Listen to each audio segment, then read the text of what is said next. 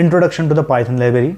So Python library is nothing, student, it is a collection of function and methods that allow us to perform the many action without writing your code. It means to say, student, actually Python library help us to reduce our code in our program. Okay, for example, if you are going to find out the square root, okay, in earlier video you have learned sqrt is one of the function which is a module function, I mean to say library function. Okay, by that we do not need to write extra effort, I mean to say we do not need to pay extra effort in our coding. Okay, so here one of the example of the Python imaging library, that is PLI, it says, okay, it is one of the core library for image manipulation in Python.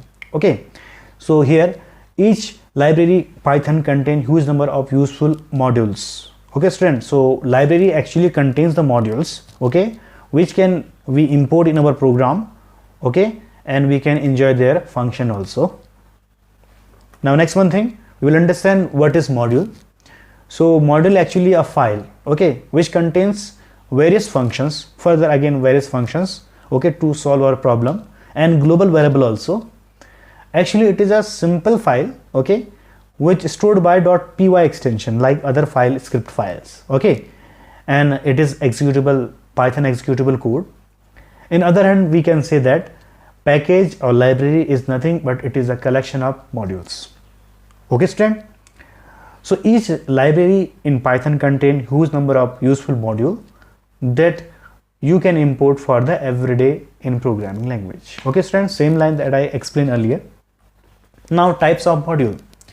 Actually there are three types of module, okay, in Python. The first one thing, a module that can be written in Python itself. Or second one thing, a module that can be written in C and loaded automatically at runtime like regular expression module. Okay, student, so here second one module, a different type of module, that is native library, we can say that, which is written in C language, okay, that loaded dynamically. Dynamically means runtime, at the runtime, okay, it will load like regular expression.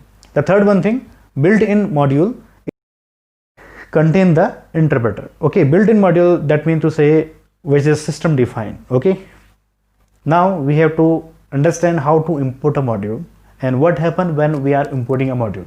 So first thing here, syntax. So you can see that import, after that within a tag module name, whatever the module name we don't know, but it is a syntax. Okay, so example here, import math. Student, we have learned how to import the math module. Okay, we will consider the same example here.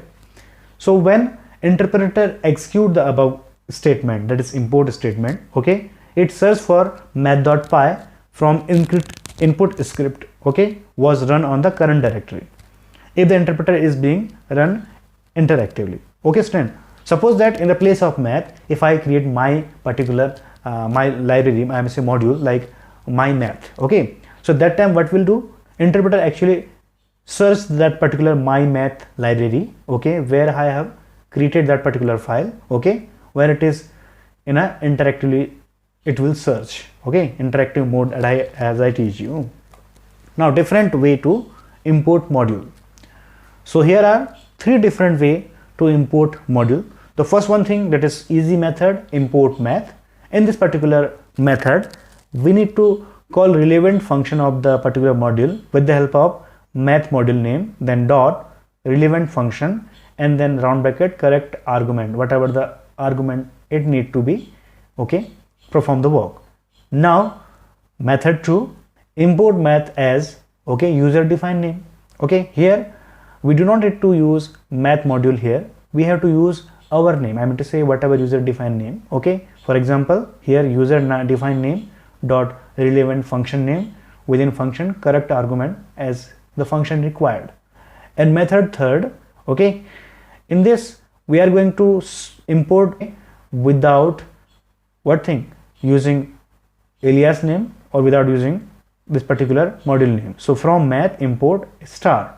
So here directly we have to type relevant function name and within round bracket correct argument and round bracket close.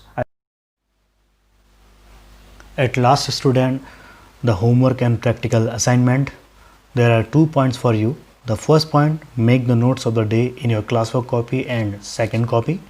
Second thing, you will send me the screenshot of the classwork copy that is containing today's work to my WhatsApp number. Till then, thank you and have a nice day.